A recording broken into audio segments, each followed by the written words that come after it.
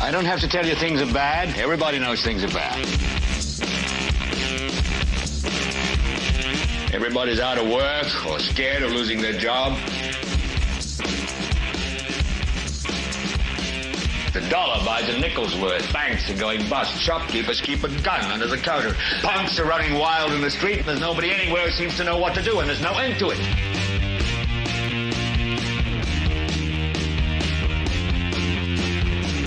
The air is unfit to breathe, and our food is unfit to eat. And we sit watching our TVs while some local newscaster tells us that today we had 15 homicides and 63 violent crimes, as if that's the way it's supposed to be. We know things are bad, worse than bad. It's like everything everywhere is going crazy, so we don't go out anymore.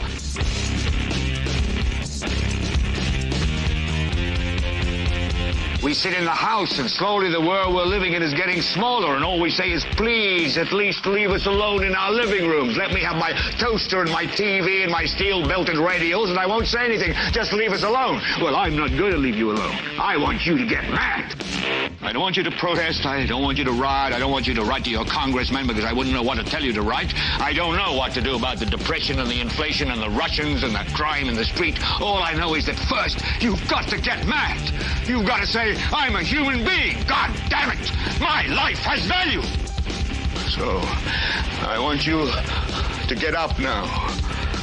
I want all of you to get up out of your chairs. I want you to get up right now and go to the window, open it, and stick your head out and yell, I'm as mad as hell, and I'm not going to take this anymore.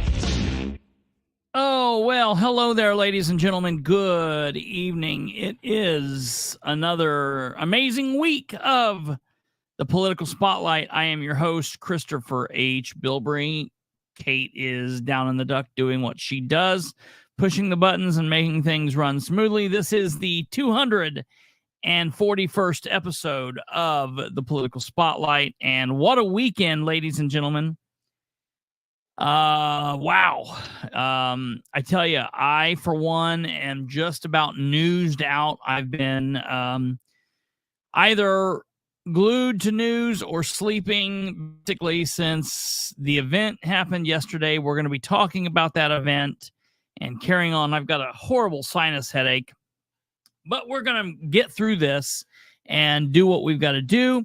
Hope you all had a good weekend. Please, please, please, if you're here via YouTube, consider liking the show either now or at some point in the content. Please consider liking the show. Subscribe, hit the bell.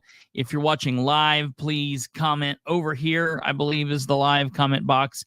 If you're watching in the future, you'll want to comment down below. And above all else, please help spread the word, share the show with everyone you know. That would help us out tremendously. That would be fantastic. So, ladies and gentlemen, I tell you, it's completely shocking, everything that we've had going on. And I actually, going into this weekend, between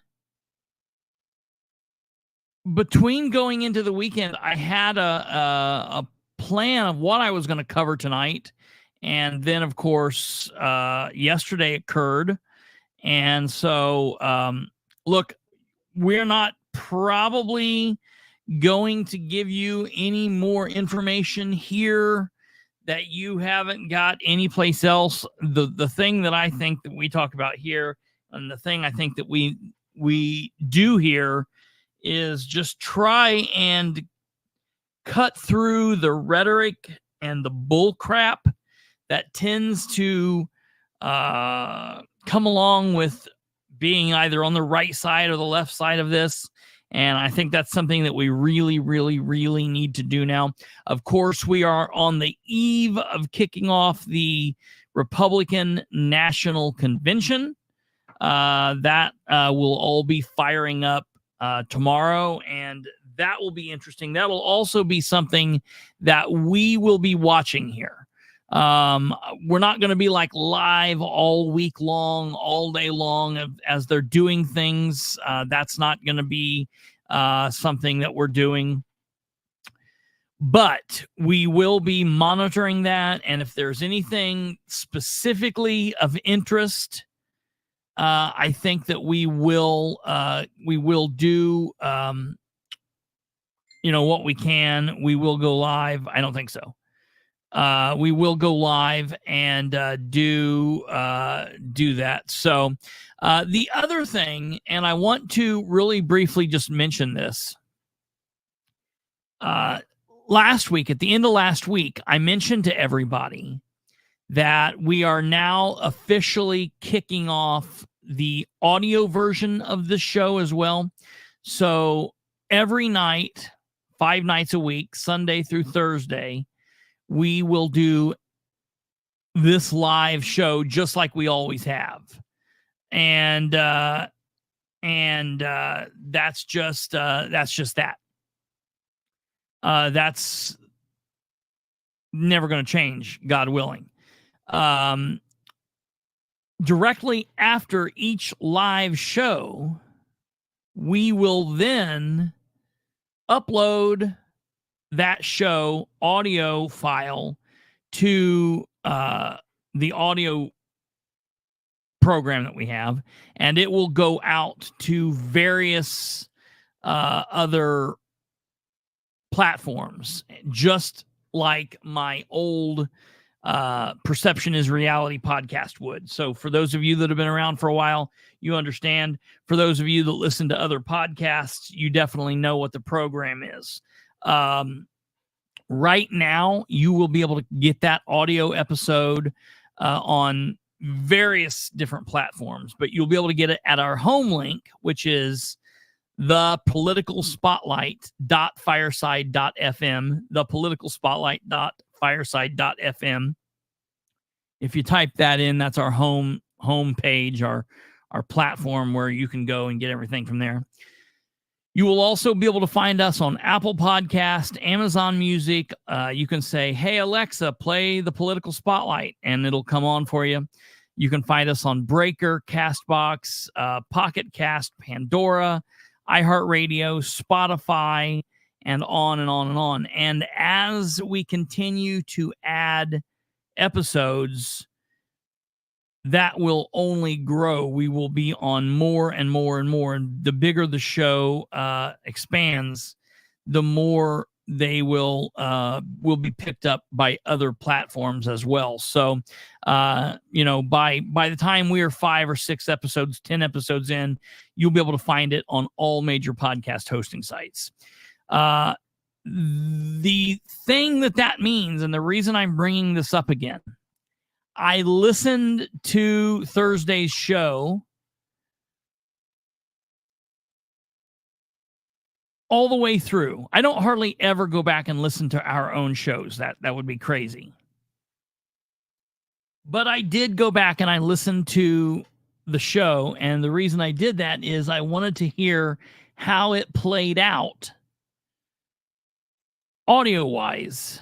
See, used to, I did an audio-only podcast, and so I never thought about video. I didn't think about this. When I talk, and you guys probably notice it, when I talk, I'm talking from my head. I don't have a script in front of me, and I generally will close my eyes, and I talk like right now my eyes are closed, and I'm talking, and I'm visualizing what I'm saying.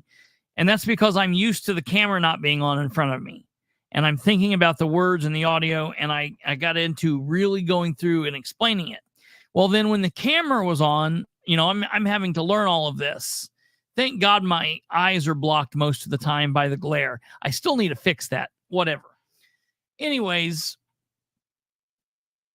the show, I thought, oh my God, it's not going to play very well because the listeners aren't really going to know when I stop and pause and I'm reading one of the comments from someone that's typing, and they're popped up on the screen, and we're just laughing and whatnot. But it worked very well. We're going to have to make a few changes, but they're not big changes, and it won't really matter. Probably what we'll do from this point forward, and I have to talk to Kate about this. Kate's hearing this for the first time. But from now on, when comments go up and the comments are in the comment section, probably what's going to happen is Kate will continue to put them up as she always has. Okay? So that'll be cool. Then, at various points, I will say, okay, now I'm going to read some comments. And if I haven't mentioned your comment specifically, I will go back and I'll read the comment and we'll talk about it. And we'll do it in these blocks.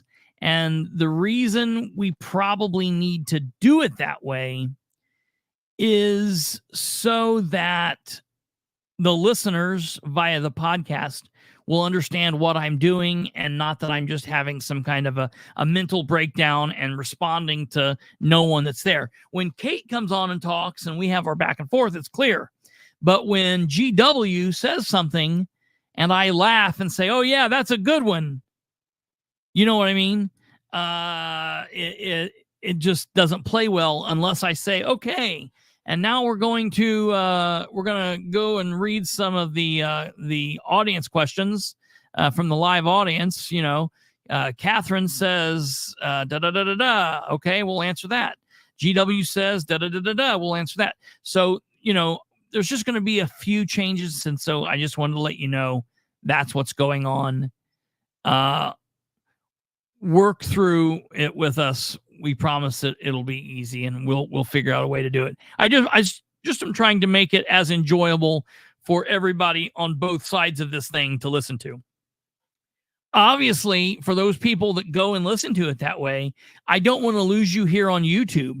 You're going to have to check back in on YouTube and watch us and pop in, because we put up a lot of visuals, and that's the thing that I'm telling for the people that are listening audio-wise. There's going to be times that we're going to be commenting on a document, and we normally read through it. Like, we very seldomly put something up and just don't explain it and say, okay, look at it, there you go, ha ha ha, the people listening in, you're dumb, you don't know what we're talking about. Like, I'm never going to do that, you know what I mean? Like, we're going to pop something up and read it, you know what I mean? Like, we're not just going to, you know, not describe what we're talking about, but we'll work through it. It'll be smooth, and I think it'll be a good thing. I've had a lot of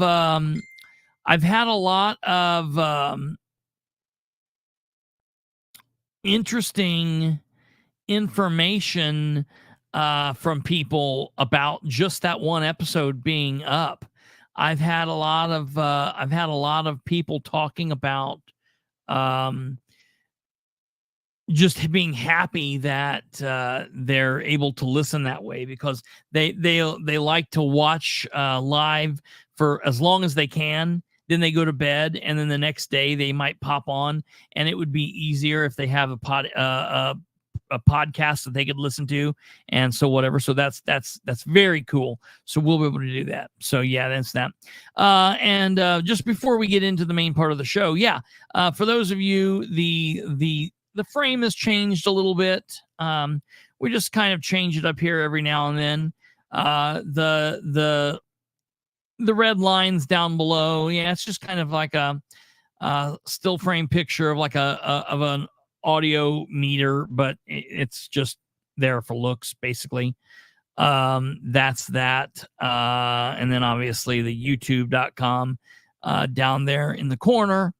The political spotlight, PS, and the light up in the upper corner. The other thing is just a design that goes along with the name, and then of course the what you see down the side of the screen there. For those of you that do not know, it's the city of Muncie with inside Delaware County, and then the state of Indiana, and then the United States, and then the world. So just kind of giving, 3 throwing it out there that we cover local, very, very local, up to the state, to national and international, if and when that's warranted. So that's that. Momi, shit's starting to get sketchy. That is probably, I could have named the show that. Shit's starting to get sketchy. I, of course, named the show A Quarter of an Inch because today could be much different. Had a quarter of an inch difference been made yesterday. And just amazing how things work, and I'm sure there are all kinds of people out there that are giving all kinds of reasons. I tend to be a believer, and I believe that yesterday obviously was not Donald Trump's day to go, because a quarter of an inch made a difference. And I'm telling you all, the picture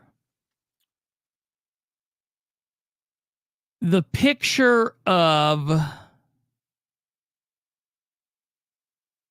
the projectile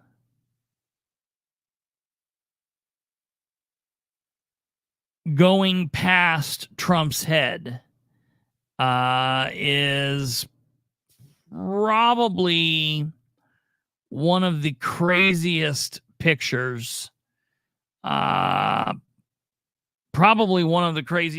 that anyone will ever see. That is an absolutely wild image, and the fact that the photographer was able to capture such an image is just beyond any measure. It's insane. And so, look, here's the thing. There's a lot of people right now, basically since 6/12 yesterday, that the shooting occurred at 6/11, and since 6/12 yesterday, there's been a lot of people saying a lot of things, putting a lot of information out there, and it floors me. Absolutely, it kills me. This is something that I do not understand. We are just now 24 plus hours outside of the shooting. Okay? Let's pull back from the moment and forget that this was a quote unquote assassination attempt. Let's forget that this was the president or a former president of the United States, a candidate running for president of the United States. Let's just imagine this as being a concert in Indianapolis. God forbid. Let's imagine this as being an outside area in Chicago or in LA or in Houston or in Butler, Pennsylvania. And God forbid an active shooter situation occurred. It is a crime scene. It is it's an investigation. It is a police investigation in which multiple different police and law enforcement agencies are going to be involved, are going to be working various aspects of things. Keep in mind, ladies and gentlemen, that prayers being answered, prayers, going out. Donald Trump was safe. It was only a minor little, after 70 some years, his ears are pierced. You know what I mean? But there was a man who lost his life. There is a deceased victim here. There are at least 2 other people that are in critical condition. So this is horrible. It's a murder. It's a murder in which, it's a homicide in which law enforcement, and we're going to get to some of the conspiracy theories and the different things about all of this, but right, wrong, or indifferent, late, early, whatever, allegedly took down and stopped the threat to the point of a fatality. So, walking out of yesterday's incident, by 7 p.m. yesterday, we have 2 deceased people, 2 people that are in critical condition, and 1 person that has a flesh wound. Okay? If that happened in Muncie, that investigation is going to be days in the making. We're not going to have a bunch of information. We're going to have information as it slowly pours out or quickly pours out. And some of that information is going to be right. Some of it's going to be wrong. And people are going to do what people do. And they're going to start all of this. What absolutely freaking kills me is that we have an elected member of the Indiana state government who puts out a post. This just absolutely floors me. He puts out this post. Oh, did he take it down? Oh, no, it's here. It's here. I kind of wish he would have taken it down. I'm glad it's still here for us to talk about. Puts this post up. Okay.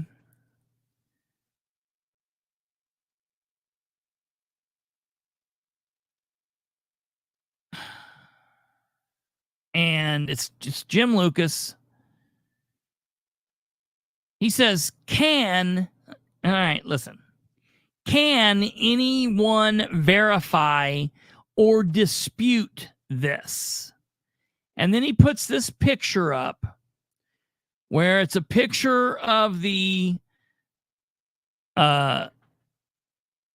sniper, the law enforcement sniper, Secret Service, and everyone's losing their mind because his vest says police. Listen, folks. That's not a Butler City or Butler Town police officer on top of a building. This man is a Secret Service or is a federal agent, special agent. Those vests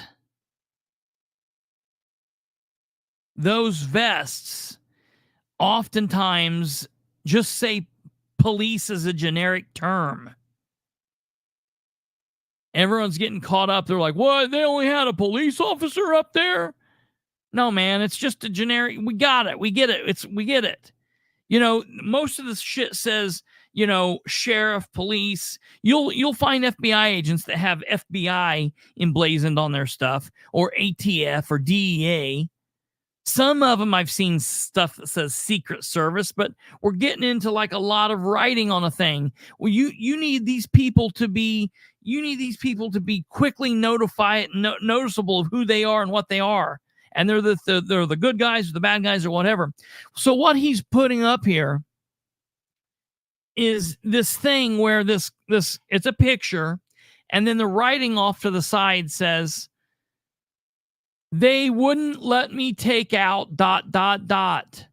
My name is Jonathan Willis. I'm the officer in the famous photo of the two snipers on the roof at Trump's rally.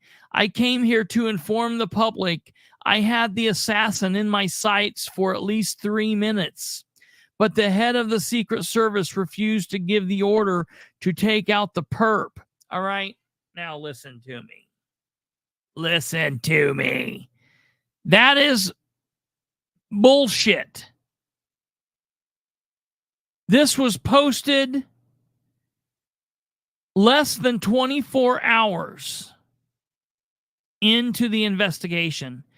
Do we think that the man involved in this literally just shot a man from 400 yards away that shot at the former president and killed somebody, and that this big investigation is going on, and he just went home and he caught some sleep, he got up, he ate some Cheerios, and he's like, oh, I think I'll go to 4chan and write an anonymous post about me in this picture.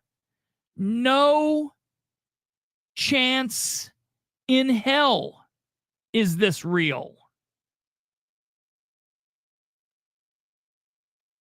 So part of backing down the rhetoric and the chaos around everything right now is the fact that we need to quit pushing out stupid shit.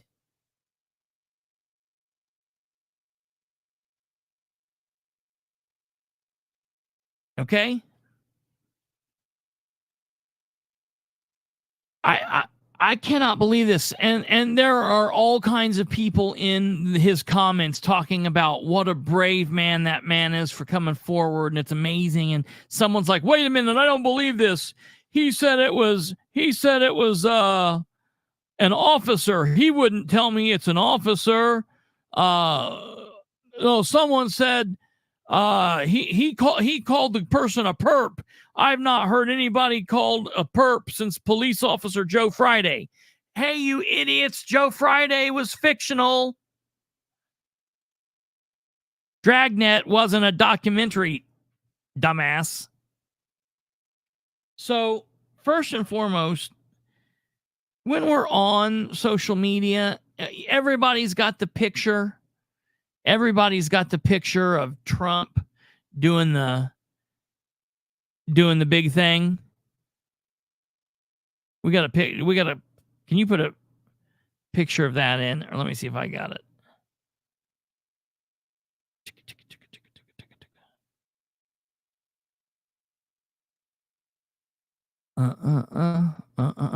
Here we go.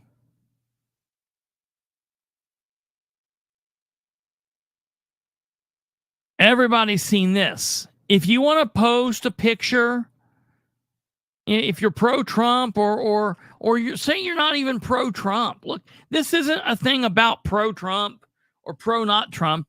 There used to be a time in America. There used to be a time in America where we could be proud of America and we could be proud of and support and give reverence to the office while not liking the office holder. And he's not even the president. He's just a citizen. He's a former president, currently running for president. He's a human being. I know that we've been calling him Hitler, and we've been saying that he's going to be the death of democracy, and we need to take him out, and we need to not let him win. And he's gonna, we've been piling so much of it on. But chill out a little bit. They literally just tried to take him out yesterday. They missed. So now it's like, okay. And now it's comical because now everyone's like, oh, my hearts and my thoughts and my prayers. And I'm like, literally.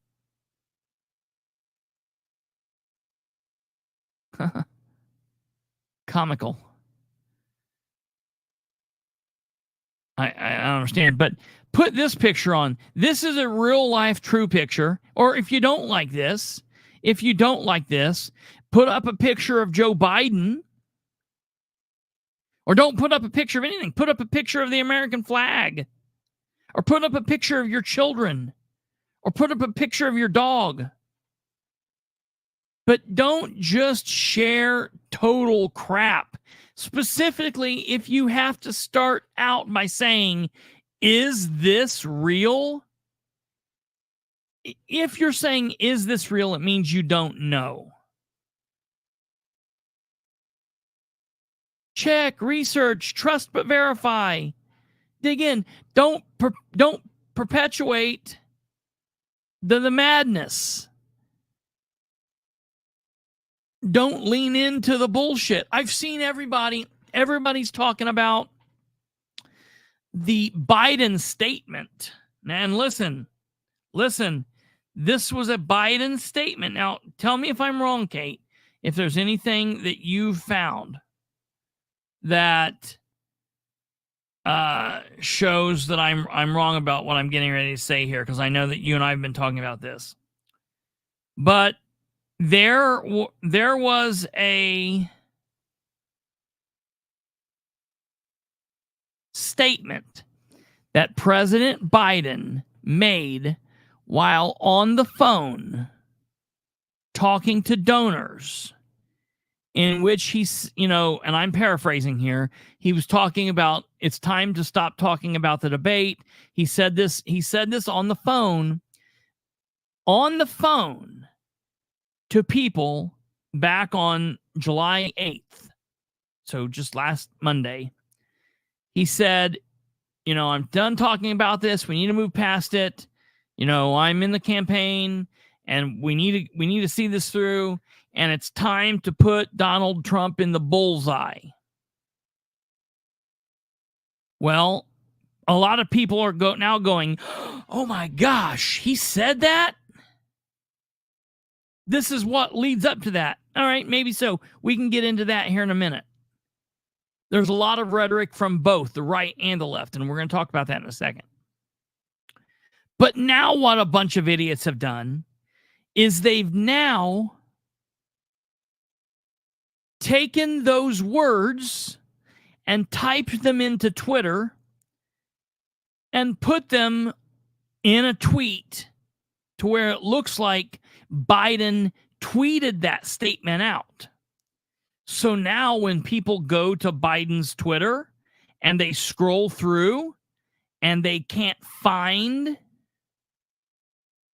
that tweet, they're now saying, look, Biden tweeted it and now he's deleted it. Since the shooting, I've seen 4 or 5 people just in the last hour before going live saying Biden made a tweet about putting Trump in a bullseye, and he has now since deleted the tweet. He didn't make a tweet. He said it in a phone call.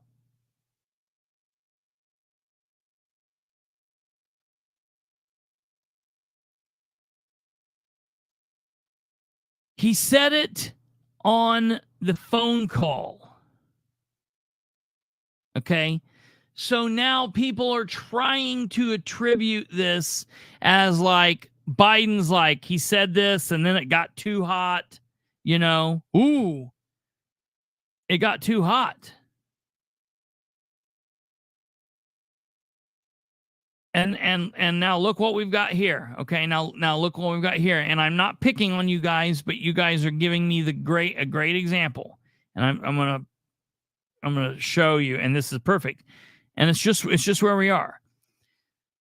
So because I think Tweety Bird didn't know where I was going, what I was actually doing in that was, for just a second, I was defending Biden. I was saying it wasn't like Biden made a tweet saying, let's put him in a bullseye. We'll get back to the bullseye in a second. But Tweety Bird was afraid that I was saying, like, he said this and now look. And so Tweety Bird needed to remind me that Both leaders did this. I know the rhetoric is crazy on both sides. We're gonna talk about that in a minute. I can't say everything at one time. It's a path we walk down. We've got to get to A, B, and C first. So this is the thing. Both leaders did that because we can't take stock. That's a part of the problem we're in now.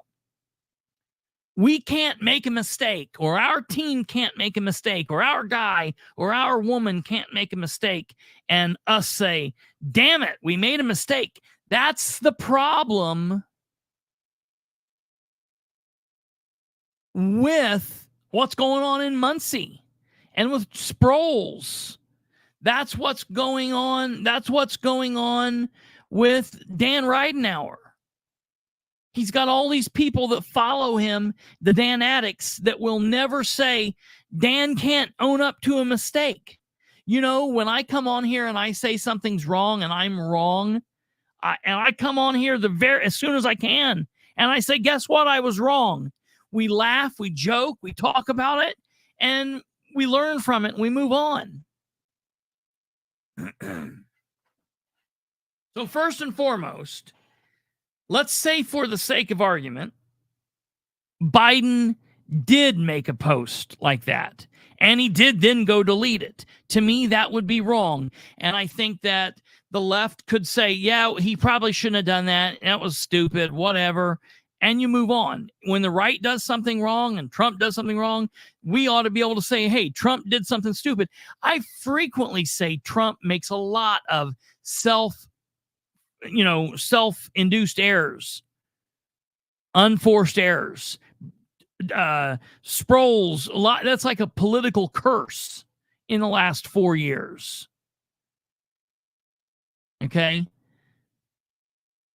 Oh, we have a lot of unforced errors, but we then can't say, man, that was stupid. Why did you do that? You needed to stop.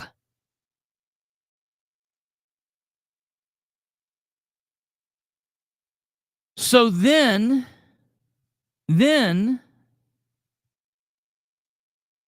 okay, after that, let me get back up here.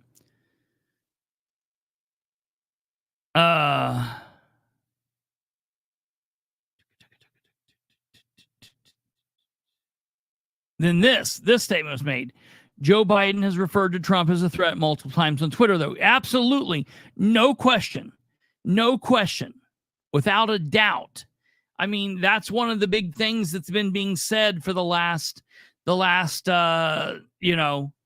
at least 2 or 3 weeks. And honestly, a lot longer than that.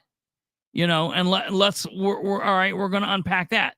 Because another thing someone said up there was words matter. Okay, so let's take a look at this. Okay, and let's talk about inciting violence. July 7th. So first of all, this was a statement, but not a tweet. It's time to put Trump in a bullseye. Now, don't be shooting me, ladies and gentlemen, because we're going to come with the messenger, because we're going to examine both sides here in a second. This is I just threw up one, and then we're going to look at the other side. All right. Another 4 years of Donald Trump is deadly serious. Donald Trump represents the primary threat to freedom and democracy. Trump's assault on democracy is what he's promising for the future. Okay. And you've got people out there saying, why haven't we taken people out? Why aren't there people shooting people in the streets? Why is this and why is this not happening? You got people working people up. And then you've got people out here, just unknown people who are going through all kinds of who knows what, mental disabilities, drug issues, all sorts of personal issues, who think they're talking to me. Biden's talking directly to me through the TV, or that resonates with me, or they're going to mark David Chapman. They're going to be famous by taking out Trump, and half the country's going to love me for this. I'm not going to get in trouble. They'll give me a medal. And people say it's just now. It's just now. The day that they announced that when Walter Cronkite announced that JFK was dead, that all over the country there were people crying because of that. At the same time, there were people who stood up and cheered. There were people who said they ought to give Oswald a medal. So save your bullshit about it's just where we're at now. People have always been that vitriolic. Literally, 1963, the good old days. People stood up when Kennedy was killed, and there were people who said they should give Oswald a medal. So it's just the nastiness of the human condition. And that's what we need to try to pull back. Politics needs to take it on both sides. So first of all, let's look at this. Someone said, it might have been Brandon. I don't know who said it. Someone said, words matter. I truly believe that Donald Trump spoke to a bunch of people in a crowd like he does all the time.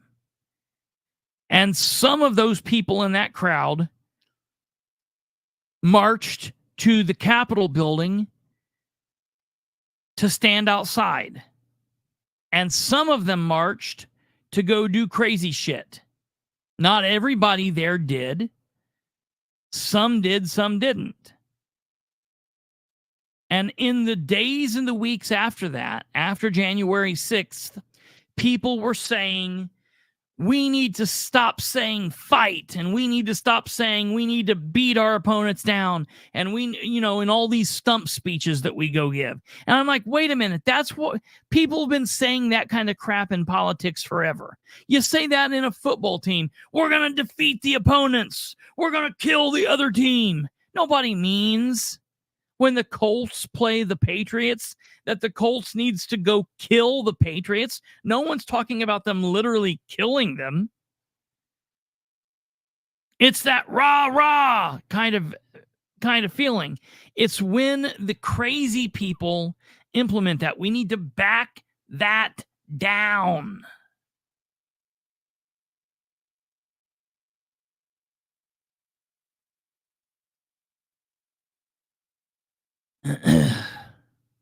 The thing is,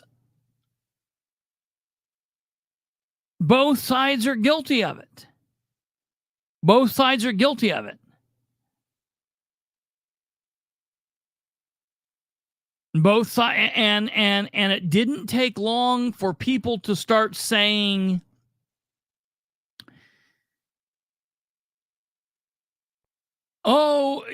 CNN was literally posting Trump rally dismantled because disrupted because the president, former president, fell down. Secret Service interrupts president's rally. People are saying he was shot with a paintball gun. That didn't really happen. So what do you mean to tell me? He was shot with a paintball gun? What about the guy that died? What was he shot with? Trump wiped the blood on himself when he wiped his hand up there. He reached in his pocket and then he did it. This was, so that was happening. Now people are saying, no, it was the right. It was the left trying to kill Biden. No, it was the right trying to give Trump a leg up. Trump had it done. Trump said, when I turn my head, shoot. Are you kidding me?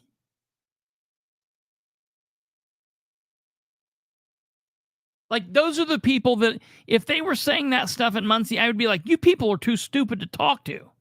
I can't even function with you. I can't even wrap, that nonsense is not even worth communicating with.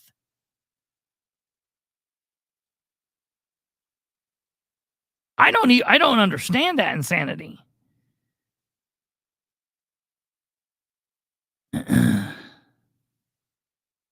What? Yeah. The person that said the aide that said something like I don't like violence and I'm not perpetuating violence, but go get you some shooting lessons. Now I will tell you they did the right thing. They absolutely did the right thing. They fired that aide quickly. They fired that person. Absolutely. Now I will tell you to Michael's statement. The Secret Service did not perform their due diligence to the president.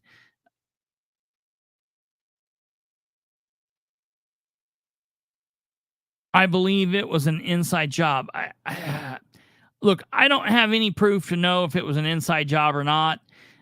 That being said, I can absolutely say there needs to be. So there are two different types. There are two different types of things that are going on. There needs to be an investigation into the action of yesterday. And then there needs to be an investigation into the Secret Service. And we can have a lot of jokes and talk about, the head of the Secret Service, she came from guarding the snacks. She was only guarding Pepsi. Look, I don't know what the deal is there. She was a Secret Service agent. Then she stopped being a Secret Service agent. Then she went and headed up security for Pepsi. And then she came back. A lot of people do that. A lot of people will leave federal government and they go into the private sector and they take jobs doing, security work at big corporations. There's a lot of money in it, yada, yada, yada. I don't necessarily say that means she has or does not have the ability to do her job. I don't know about her. We need to learn about her over the coming days and weeks, and that needs to be investigated. I will tell you what needs to be well,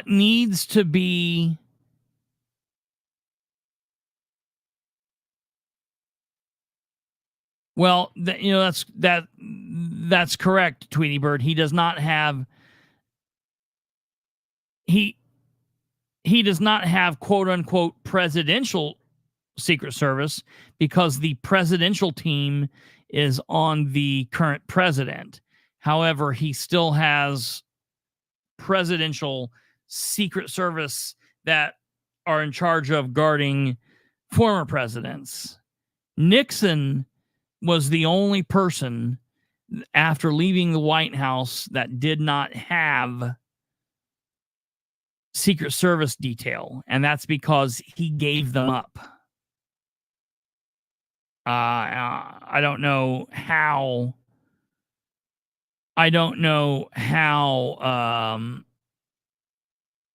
That went about happening. I don't know why that was allowed to happen. Nixon needed protection just like any and all former presidents should get protection. It's just what it is. But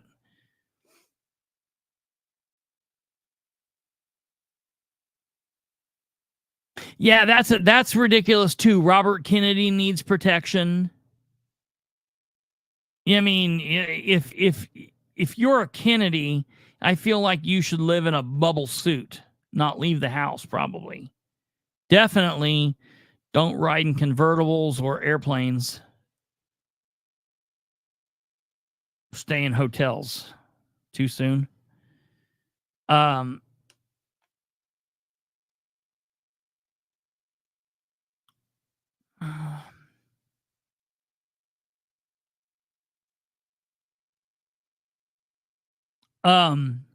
want to show you guys a couple things.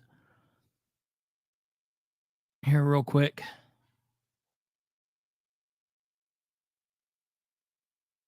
Trying to get this pulled up here. I knew as soon as I did it that it would start reloading.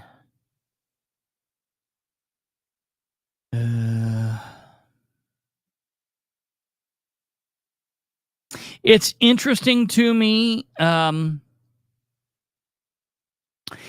Listen, I for one, I've got to say the president. Bear with me a second because I need to explain this. Have you all noticed how when David Dominic will sometimes watch the program, and anytime he pops up, I call him mayor? For those of you that don't know, David Dominic is a former mayor of the city of Muncie. Alan Wilson, I've had a relationship with Alan Wilson all my life. I refer to Alan Wilson as the mayor. I call Troy Ingram Counselor Ingram.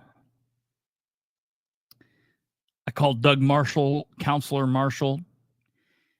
In my opinion, when a person has held that role, I still call them that afterwards. I have a hard time saying former. I normally don't add that. So real quick, just let me throw this out. I, sitting here today, know that Joe Biden is the president of the United States currently. He's in the White House doing his thing, whatever. He's probably asleep by now. At that same time, I'm still going to call Trump President Trump, just because that's what I call Bush President Bush, President Carter. Okay, so that's just how I roll that. Okay, so that's just what I do. So I wanted to say that I give President. A lot of people have said that there's been a lot of commentary on how Biden has reacted since the shooting. There's been a lot of people who've said, "Oh, it's just been a very milquetoast." Yes, why would I not call Bill Clinton president?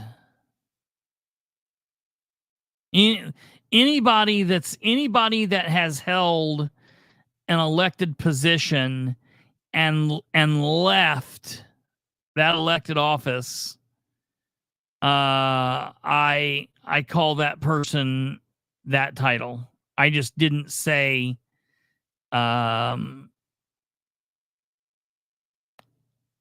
I just was throwing out random people. I just didn't say Bill, but yeah. I still call. When I was like 8 years old, when I don't know how old I was wasn't 8, maybe I was 10, 98, 13. I don't know how old I was. Whenever Nixon died, I called Ross grocery store and bitched them out because they weren't flying the flag at half staff. I still called Nixon president, or would refer to him as President Nixon. I've got no problem with that.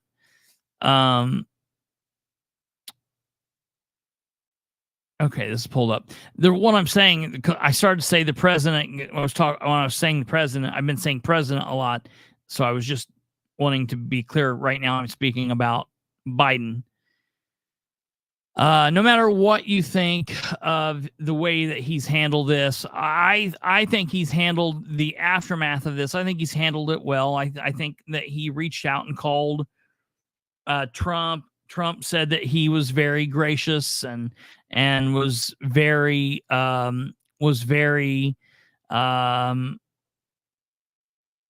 respectful in his approach, yada yada yada. And I like that. I can appreciate that. And I think that Biden's words that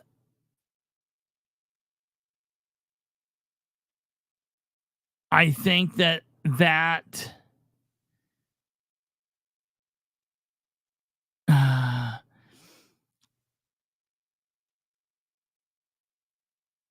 That comment threw me off there. Hold on here.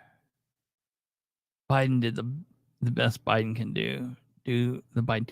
I think that his words from this point forward are interesting, and it's going to be interesting to see how they go forward. Of course, they're saying that Trump is changing up aspects of his speech. It's going to be interesting to see how Trump's speech is moving forward. I have to give Biden credit for the speech. There was a speech literally just right before we came on. There was a speech about 8 o'clock or so where Biden addressed the nation from the Oval Office for about 5 to 10 minutes.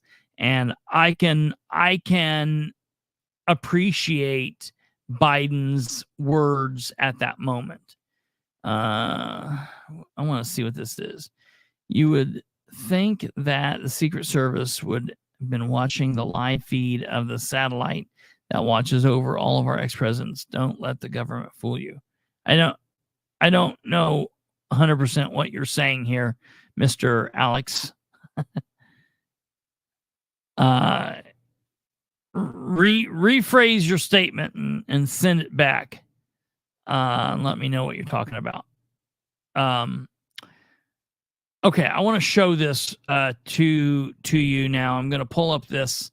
So first and foremost, we've all by now seen the footage of this, but I want to play this for you because it's going to go in line with what I'm going to show in the next few minutes. So I'm going to play this for you here. Now that I've got that pulled up.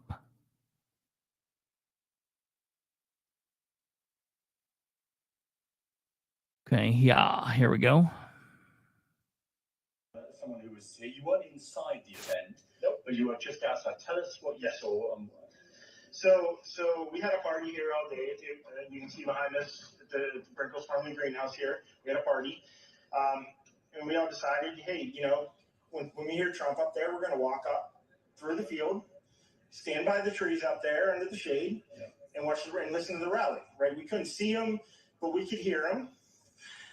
So we walked up, and probably 5 to 7 minutes of Trump speaking. I'm estimating here. I have no idea, but we noticed a guy crawling,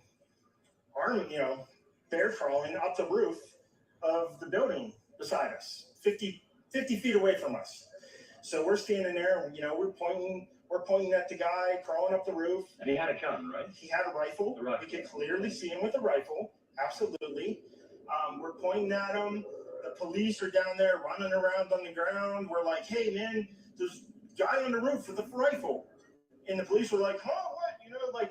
Like they didn't know what was going on. We're like, hey, right here on the roof. We can see him from right here. We see him. He's crawling.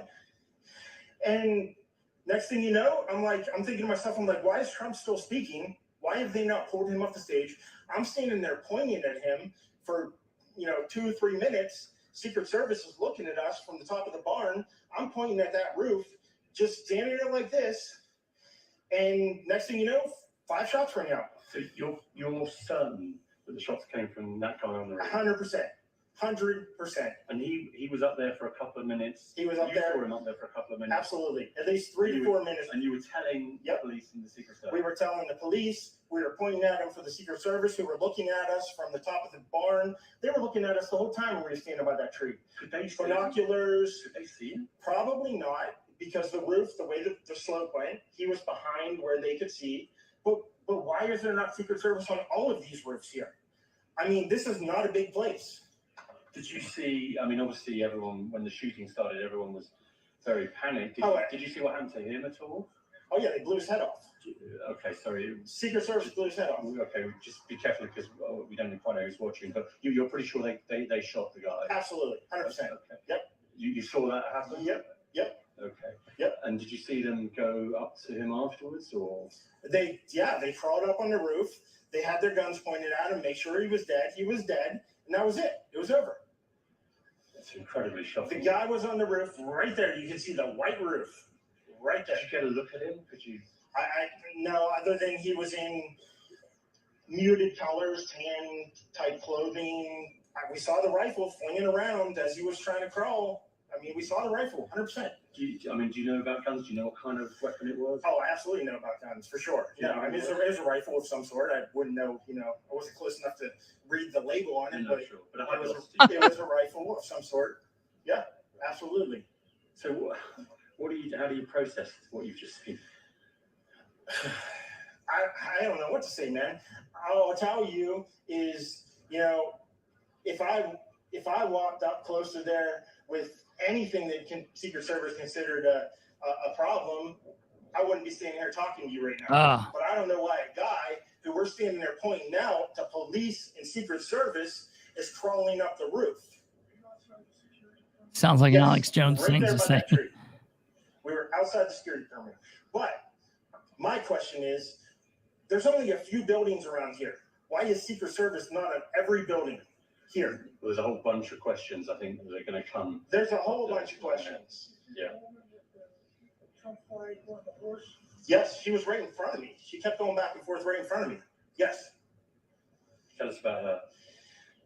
I mean, nice horse, nice lady running with a flag. Seemed very, patriotic. But what's the significance of her? No, he asked me if I saw a horse. Okay. All right, well, listen, I'm sorry you had to witness that. Jesus. All right, so that's that, okay? Now, next, really briefly, I want to take you because some people, I did not know this, but some people are still saying that they were unable, they didn't understand the layout, they didn't know what was going on here, they didn't know what was happening. So, briefly, I want to make sure that everybody is aware of the area in which this occurred. All right. So this is a map that basically shows, obviously, this is not showing yesterday. Okay. This is showing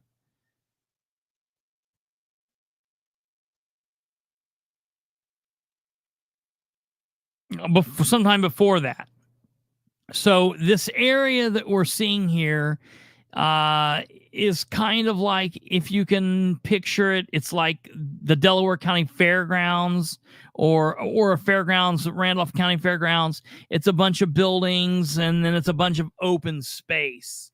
Okay. And so basically the crowd was all out in here. Okay. And the stand where Trump was on was like long way in front of these buildings, and Trump was like right here in the middle. Okay, the fans were all out in the watchers were all out in here. The stage was right here long ways. Trump was in the middle. The Secret Service agent guy with the gun was on this building. Now look, and we're going to look at this building here in a minute, but we're going to look at it from the air, from a bird's eye view, and you're going to see the shooter. This is marked that the shooter was over here. I don't know if that's true. I don't know if the shooter might have been on this building or if he might have been on this building, but the shooter was in this area, okay? We're going to look at this from the ground here in a minute. And when we look at this from the ground, we're going to be looking from the corner of this parking lot right here where the cursor is now. And we're going to be looking over in this direction so we can see the distance or whatnot. So I'm not really sure which one of these buildings that he was on. I kind of got the impression that he was on this building, but we'll have to see. And if you guys are commenting, I'm off screen right now, but so here's this. Now I want to get over here and show you this. Okay. So now here is from the parking lot here, looking towards where the place was, because there were a couple people talking about like, man, I don't know. That's a long distance with an AR. I don't know. Dude, that's the exact point of an AR. That is a shot where you've got a guy, and look, yeah, the shooter's going to be nervous. Who knows? Maybe, was he under the influence of speed or some narcotic? We don't know. Toxicology reports will have to tell all of that. But the one thing I can tell you is he was laying down in a prone position.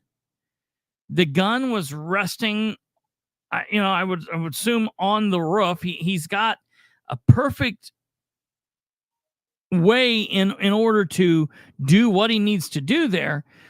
The distance here, and I've not pulled out here yet. I wanted to show you guys this. Let me back up here a little bit. I'll show you, because here's the edge of these buildings. Here's the buildings we were just looking at, and there's the field. So if we come back over here to look from the corner, it's not a massive distance away. They were literally right here in front of this, and in front of the blacktop that you just barely see. And the Secret Service agent was on the pitch of this roof right here is where they were. Now, coming over here, I want to look at this 1 second before we pull out of here.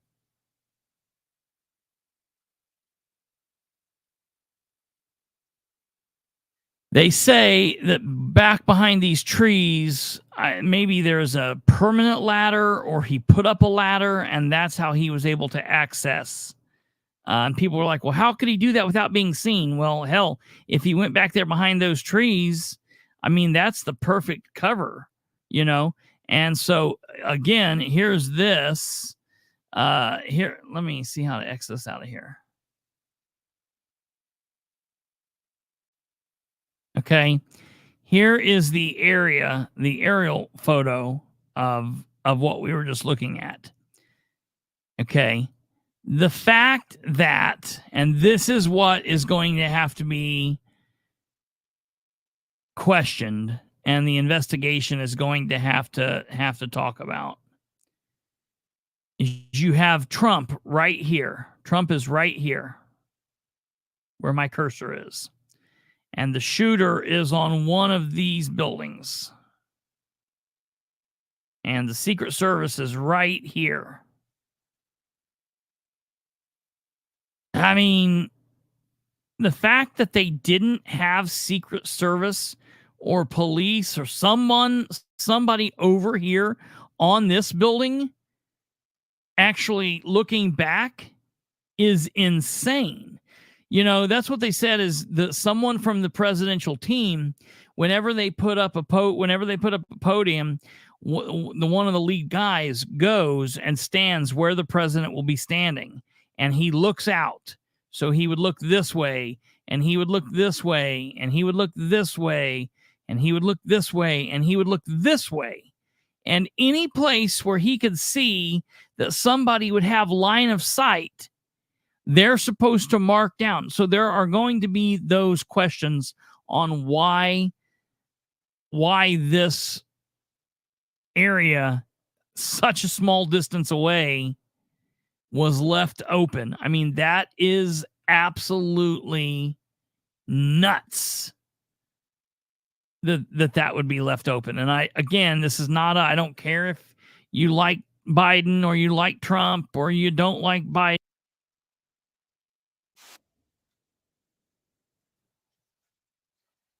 Hold on. We're froze.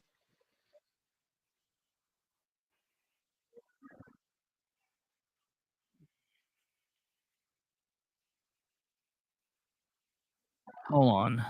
Okay, there we go.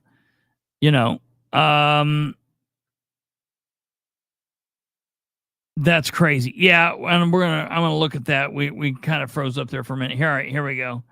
The next video I'm gonna show. Absolutely. If he wants to come on, give me 1 second here. I want to show this, and then we can pull him up if he wants to come on.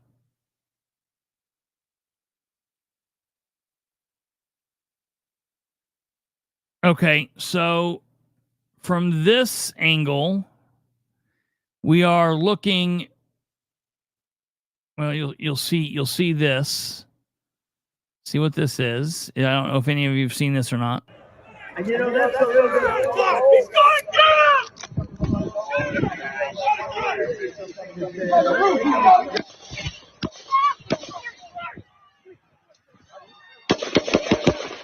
Stay over here. And you know, that's a little bit. He's going down!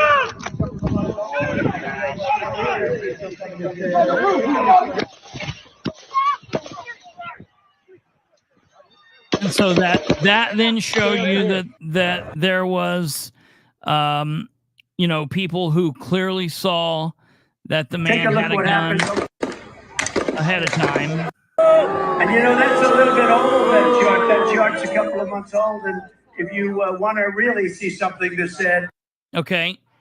This shows you Trump, shows you the Secret Service team, and they are clearly trained that way. If you remember, ladies and gentlemen, where the positions are, there's Trump, catty corner at Trump, basically the same angle away we are, angled back the other way is where that roof is. They're clearly looking at him. All right. And it's like, man, if they're looking at him like that and they're not shooting him, if he's on the roof, laying prone on the roof, and they've not got somebody, maybe they couldn't see the gun. Maybe he didn't have the gun up for a second. So they were looking to see if he had a gun or not. I mean, obviously you wouldn't necessarily just shoot someone laying on a roof, but if you don't know he's got a gun, you sure as hell would get somebody over. The fact that somebody wasn't there is nuts, but we'll watch this. And you know, that's a little bit old, that chart. That chart's a couple of months old. And if you want to really see something that said, take a look at what happened. And you know, that's a little bit old, that chart. That chart's a couple of months old. And if you want to really see something that said, take a look at what happened. And you know, that's a little bit old, that chart. Okay, so there's that. And then, of course, I don't know what exactly this picture, I don't know where this picture's from. I don't know what he's doing here, but that's him. And then they're claiming that this is him after the fact. And the white roof is what makes me think it was that one building. I don't know. I don't know why I think that, but I just do. And then,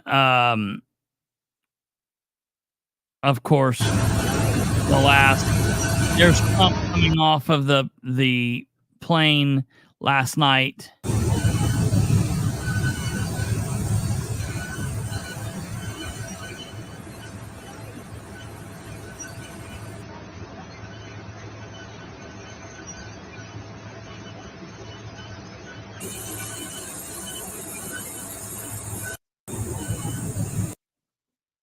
So that's the videos. That's very, very interesting. And I see that GW saying that a cop did encounter the shooter in the report, and the shooter pointed the firearm at him and the cop fled. I have not seen, read, or heard that anywhere, but I've heard people saying that. So I don't know. I would like to find proof of that, but are you pulling? Is he coming on? Hello. What's up? What's up?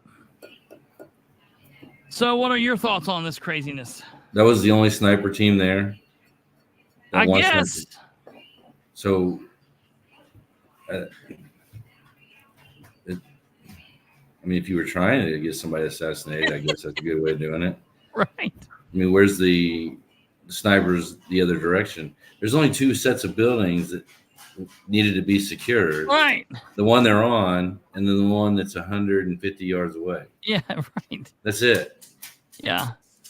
And the fact that they didn't have snipers on that roof looking the other direction, I mean, that's like elementary school shit. Well, yeah. Yeah, I mean the fact that you don't have like a kind of like a triangulation, and you're not watching from all those sides, specifically when you're looking at when you're looking at the area with the only two raised buildings that it would make sense to be on. I don't understand. Yeah, it makes no sense. Well, you got one sniper team facing one direction. You only have two sets of buildings that are within close range. One they're standing at, and the one across the little field there. Even if they didn't have snipers on the roof, at a minimum, they would have had security around the buildings to ensure that no one got on them. No, yeah, you couldn't get to the roof. Yeah. I mean, this is some grassy knoll shit. Yeah, right. Yeah. And the water tower was there too, which is interesting. And I mean, I guess the question is, did they secure the water tower? Did they not secure the water tower? That should have been the prime location because that's the highest elevated point. Would have been. Yeah, absolutely. That one's kind of back. It looks like it'd be kind of behind the bleachers, behind the buildings. So you'd have your vantage point wouldn't be very good for the stage. I don't think, even though the water tower's high up. The snipers aren't worried about the stage. I know. They're worried about everything out away from the stage. They're worried about all the other buildings, the outcrops, wherever in the little wooded areas where somebody could set up. I know, and that dude's the color shirt he had on contrasted that roof. Those aren't high pitched roofs; those are low pitched roofs. Yeah. So if they were looking, the fact that his shirt was a different color than the roof, they wouldn't need to see a rifle. He would stand out like a sore thumb. Clearly, yeah. Yeah, clear as day. I mean, that's the thing. Well, you can see in that one video, and the shame is it's only like 6. It's only 6 seconds. I wish it would have been longer. And that's the thing. It's going to be interesting to see videos start to pour out because everybody had their phones out.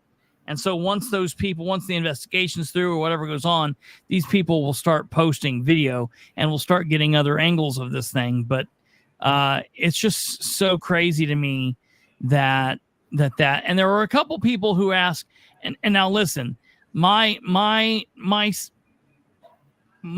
gun training is mostly with sidearms.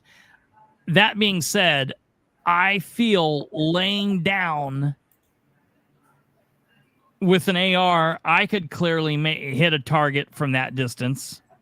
I'm not, some massive AR sharpshooter by any stretch of the imagination. Well, but I mean, so everybody's saying, what is it he shot? I don't know. I don't know that they've announced it yet. Because, I mean, any rifle. Sure. At that absolutely. Sort of a distance. And, I mean, if you were, if you knew what you're doing, it would have probably been a 308 round, something that on impact is going to jack you up. 5.56 has to hit something hard. So if it doesn't hit any cartilage or bone, it's just a through and through shot. Right. I've seen guys get shot with it, fall down, get back up, and take off running again. Right. Yeah. I don't know how that happened. I don't know how those buildings were not secured, whether on the rooftop or around it. But there's a reason Ross Perot had his own security forces, his own little private army, and that right there is why. Yeah. Yeah. There's a lot of people's heads should be rolling because of that. Well, I tell you, there definitely has to be, and right now, and for the last several years, there's been a lot of hate towards, obviously, the FBI and all of that. And for good reason, there's been a lot of question about what the higher ups are doing and whatnot. I think the rank and file of the people that are just like in the evidence, crew and that are out doing the work, I think they're pretty good people for the most part, and are good at their jobs. That being said, this definitely needs to be evaluated. There's two different investigations I feel that need to go on.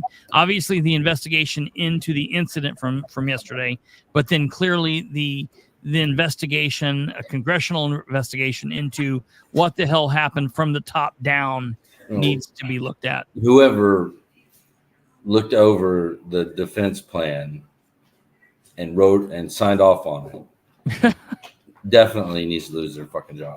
Yeah, that's no question. That person should not be in charge of picking up breakfast in the morning. And I got the guys on the ground are going to do what they're told. I mean, they can only do so much. And if they were told they could not be on those buildings, I'm sure they were sitting around bitching to themselves about it. Oh yeah. Right. Well, and the fact that in our style 556. Okay, I mean, yeah, there's a poor choice around. They say I think I don't know if we've heard if they've actually stated what kind of round yet. I know that they know that the gun was bought legally. The dad bought the gun. They've talked to the dad. They said that the parents of the individual are both mental health, behavioral, whatever, counselors of some kind, and they're definitely talking. So when I heard this, the first thing I came out of my mouth was, he's on antidepressants. Yeah. He goes to counseling and he gets hypnotherapy, because almost every one of these shooters, schools, wherever, they all go through hypnotherapy. Yeah. Coincidence? Right. Coincidence? Right. But I like every fucking one of them. And the picture of that dude, he is not a conservative Christian. No. That dude is. They had pictures of him. He was which look, I guess to each their own. Tattoos and piercings don't make whatever. You could be whatever, but it definitely seemed as if he was of an alternative lifestyle, whatever that would be. He's like batshit crazy far left. Yeah. America's he's a registered evil. Republican. Yeah, half the Republicans in office in Indiana are Democrats. Yeah, right. Here's what I would like to know, and I have not heard this too, and I imagine that we could find it through an easy search. I just haven't done it. But they keep saying he's a registered Republican, but they say that about a lot of people in Indiana too. And as we all know, no one in Indiana is a registered Republican or a registered Democrat. My question is, does that just mean, because he's only 20 years old, so he's never voted in a presidential election before. So does that mean the one time that he's voted in a primary, he pulled a Republican ballot? So they're like, oh, this guy's a Republican. That means nothing. Well, I mean, if he's like most non-heavily urban areas, if you vote in a primary as a Democrat, you have no choices. Yeah. If you want actual choices, you have to vote Republican. So. Yeah, that's yeah. So it'll be interesting to find out what goes on from there. And when to vote in primary elections in Pennsylvania, you do have to register with either the Democrat or Republican Party. Okay, they do say that. Yeah, I'm pulling it up. You can change the political party at any time. When the change gets made in the system depends on when you make the change. Change is made more than 30 days before an election will take effect for that election. The change is made 30 days or less before an election will take effect for the next election. So, yeah, it's not when you pull your ticket, that's, oh, you're a Republican now or whatever, like in Indiana. You actually register with the party. Yeah, okay. Yeah. Okay. Yeah, I've got it pulled up. I've got the an actual registration pulled up here, and it does say, Pick your party. yeah, down here, number 8, political party. To vote in primary, you must register with either the Democratic or Republican Party. Democrat, Republican, Green, Libertarian, none other. And so it's basically, it's doing what we do here, but it's doing it while on the thing. But yeah, technically he would have had to register Republican if that's what he so did. But like he could just voted or registered Republican to vote for the non-front runner. Right, which a lot of people do. The Democrat Party. I mean, this stuff happens all the time. Yeah, right. Operation Chaos. Sure. Very interesting. Very interesting situation going on here. I mean, I think the information is going to fall out. They're saying they couldn't get into his phone, and a lot of people are like, I don't understand that. That's got to be a lie. They can't get into his phone. But I know if he's got Apple don't just give them access. They've got to go through a bunch of hoops, and I mean, they'll get into it eventually, but it's going to take a lot of bullshit. What's it's okay. Hey there, puppy. Look at that dog. Man, he is a monster. Yes, he is. Yes. Good Lord. Man, I always forget how big he is. That's why we don't get visitors. That's funny. Okay. Well, very good. I appreciate it. So yeah, it's and yes, that's a poodle. It'll be interesting to see what happens over the next several couple coming days and weeks, and what goes on from here.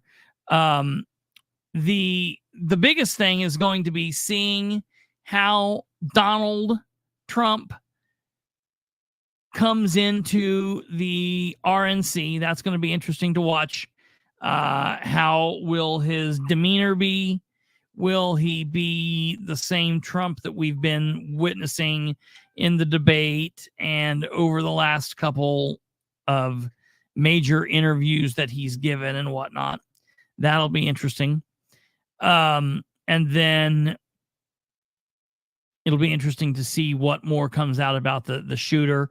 Obviously, everyone is doing their best to try to make this kid a 3-name person. Thomas Matthew Crooks. He did not kill his target. He does not get the 3rd name. I will never say the middle name again. He'll either be Thomas Crooks or Thomas M. Crooks.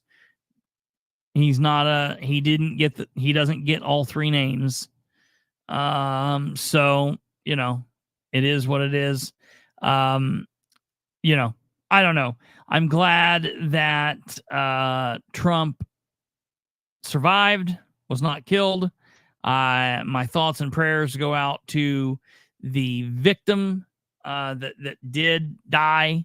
That is very, very sad. And obviously the people that are still in the hospital, I hope that they are recovering and recovering fast. I'm trying to pull up the information here on the victim.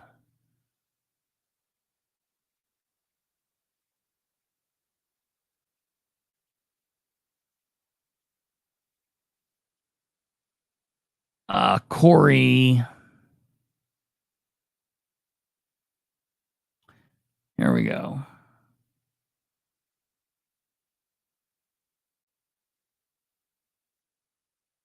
Corey Comparatori was a firefighter, churchgoer, proud girl dad. On Saturday, Corey Comparatori drove to a fairground half an hour away from his house to hear from former President Donald Trump, someone who he had admired for years. Corey, an engineer and a father of two, had just turned 50.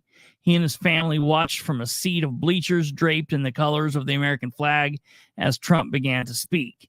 Minutes later, the sound of gunfire ripped through the sweltering air. Corey did not hesitate. He threw himself on top of his family to shield them. His wife, Helen, told Pennsylvania Governor Josh Shapiro.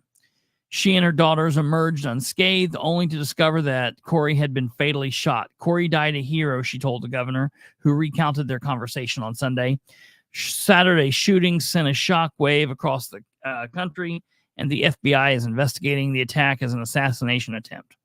But for Comparatori's family, the tragedy is a personal earthquake, the loss of someone who loved his children, who never missed a chance to go fishing, who spent years as a volunteer firefighter running towards danger. The hatred for one man took the life of one man we loved the most, wrote his older sister Dawn Schaefer in a post on Facebook. This feels like a terrible nightmare, but we know it's our painful reality. In addition to identifying Corey of Sarver, Pennsylvania, authorities Sunday also named two men from other parts of Pennsylvania, David Dutch, 57, and James Copenhaver, 74, who were also gravely wounded in the attack. They were transported to Pittsburgh area hospital, where the hospital officials said they were in critical condition. Shapiro described Corey as a firefighter, a churchgoer, and a proud girl dad. He was so excited to attend the rally, Shapiro said. Friends were following Comparatori's post on Facebook from the event. Corey was the very best of us, Shapiro added during the news conference at the Butler Township Administration Building. He ordered all flags at state government buildings to fly at half-staff in recognition of the tragedy and to honor Comparatori's memory. He also extended prayers on behalf of Pennsylvanians to the two injured men and their families. Comparatori's family was grieved and in shock. Steve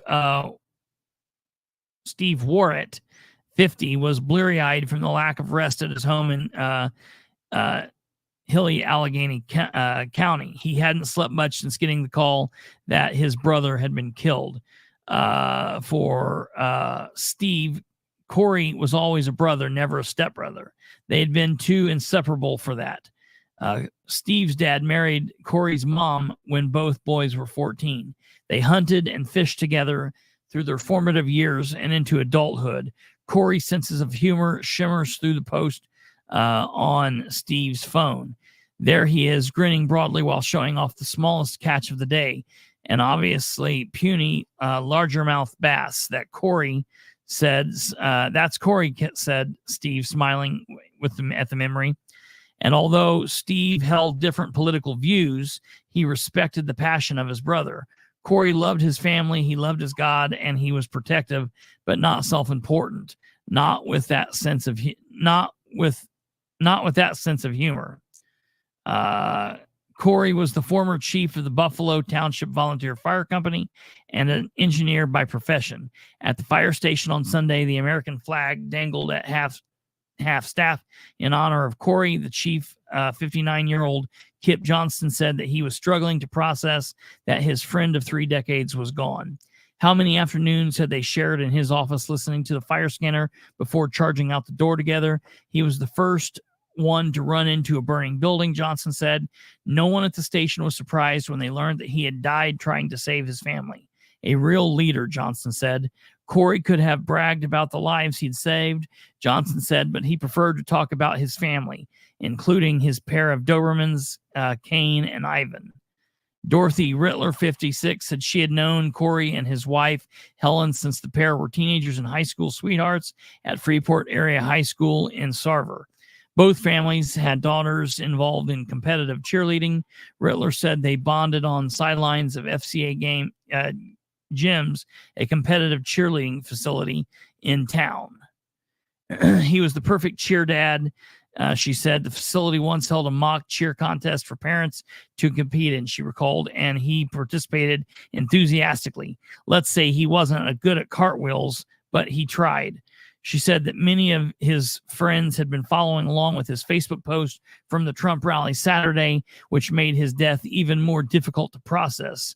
We were all in shock, she said.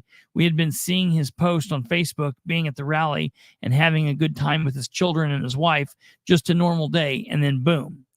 The whole community is grieving hugely for them.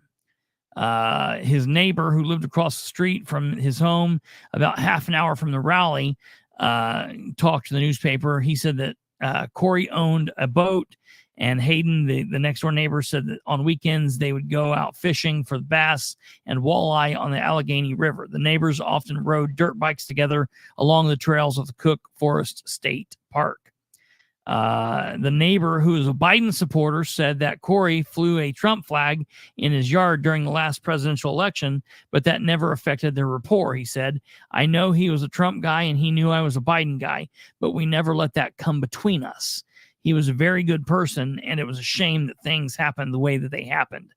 And that, to me, ladies and gentlemen, is the message. So many people out here in normal America are able to have normal, everyday relationships and friendships with people of differing political parties, not to the point that we have arguments and have to divide and families divide and can't have Thanksgiving anymore. That shit is ignorant. That is what they want. And the fact that we cannot debate and argue and agree to disagree is just completely nonsensical. And this idea that both the far left and the far right has given that this is too serious, it's too grave, never again can we have, should we be able to agree to disagree? This is the end of democracy. Folks, it's this shit that is the end of democracy. When we're killing presidential nominees because we're afraid that they can win. You know, so often have I spoke about the fact of not wanting Nora Powell reelected to the council or not wanting Dan reelected to the mayor, that it would be bad and it would be horrible for Muncie. And that if you elect Susan Hoon to the commissioners, well, then Sproles will have what he wants and it'll be over for Henry County. That is political talk, folks. You get those folks elected and you lose, and you are the voice against that nonsense. You don't just say, well, shoot, we better go kill everybody, or well, shoot, it's over. The world is over. Politics is over. The democracy is over. No, democracy is standing up. To the victor go the spoils. When you win, you're up. Pendulum swings the other way, and then you're the voice of opposition. That's what it is, folks.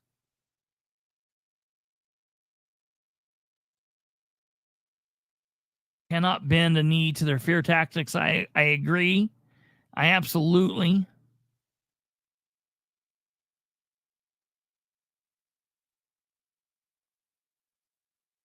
The kid knew he wasn't going home. That's true.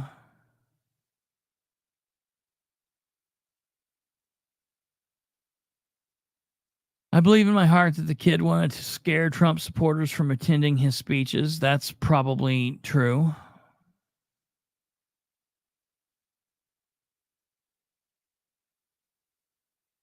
So,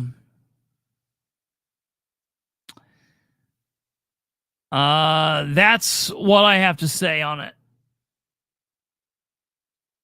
That's what I've got to say, man. There's a lot more that's going to come from this. A lot of people wanted me to go on yesterday, and I was like, yeah, nope, I'm just taking everything in. I could get on and say a bunch of stupid shit. I could get on and say make a bunch of guesses about who it is without knowing who the shooter is.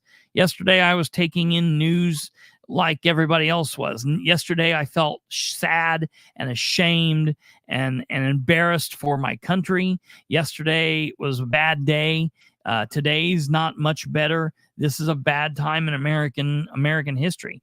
And it's not a bad time in American history because Trump is running. And it's not a bad time in American history because Biden is running. The Democrats will keep him in or they'll kick him off. We will have Gavin Newsom. We'll have Kamala Harris. We'll have Trump. It'll be what it'll be. We'll make it through this election and we'll deal with the outcome. What's leading us to this never-ending look back, not being able to look back and ever return to normalcy is the ignorance. It's not politics. Politics has always been politics, folks. It is what it is. It is what it is. And that's the other thing. Obviously, we are sure, I'm saying democracy in the meaning of the political phrase, not ending the country as a democracy. I'm saying what they keep saying, that Biden or Trump, vice versa, whoever, which one will be the end of democracy. So it is what it is. All right. That's what I have. We need more libertarian candidates. I don't know. We need more libertarian candidates, or do we need more libertarian people? I guess it's each is the same. If we had more libertarian voters, we would have more libertarian candidates. The number one thing is we need more people to watch what's going on at the local level, and we need to start building up the political system from the local level. Local level politics, state level politics, national level politics. Everybody's so concerned about griping and bitching about the national shit, and they don't do anything with local. And that's exactly backwards. We do need a strong third party. That is absolutely true. All right, ladies and gentlemen, that is going to do it for us for this episode. Man, that one thing you got to say, no matter what, that is a pretty heavy picture. That is an amazing picture. Seeing the blood on this Secret Service man's coat, the blood on his, this is a picture that will go down in American history as the pictures we all know. The Victory Day kiss, the flag raising at Iwo Jima, the plane going into the Twin Towers. This is Kennedy shot in the back of the car. Dewey defeats Truman. This will be a picture that will go down in American history. Just what a crazy picture. Local is worse than national. That's absolutely true. All right, folks, we will be back tomorrow at 9 p.m. As always. You will be able to catch this episode in the audio only format on all podcast hosting sites and at the home link, the Political Spotlight. I got to get used to saying that. The Political Spotlight.fireside.fm. That will be uploaded as soon as we are gone from here. Ladies and gentlemen, do us a favor. Go there and click the like, hit the subscribe if you haven't, set up the notifications so you get notified when we go live, because if we would have went live yesterday at 6:11, no one would have known it unless you had your notifications on. So that's why that's important. We love your comments. Continue doing so and watching the other videos on the platform. And above all else, share the show with everyone you know.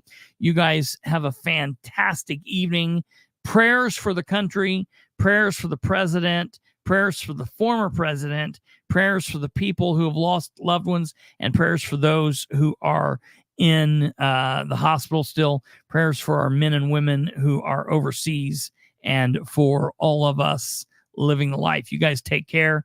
God bless, and we will see you Monday night. Monday the 15th, I guess, at 9 p.m. Eastern. Take care. Goodbye.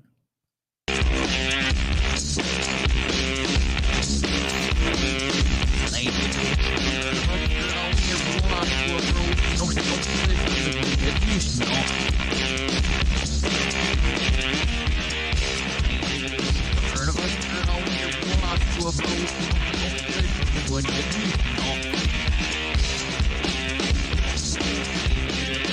You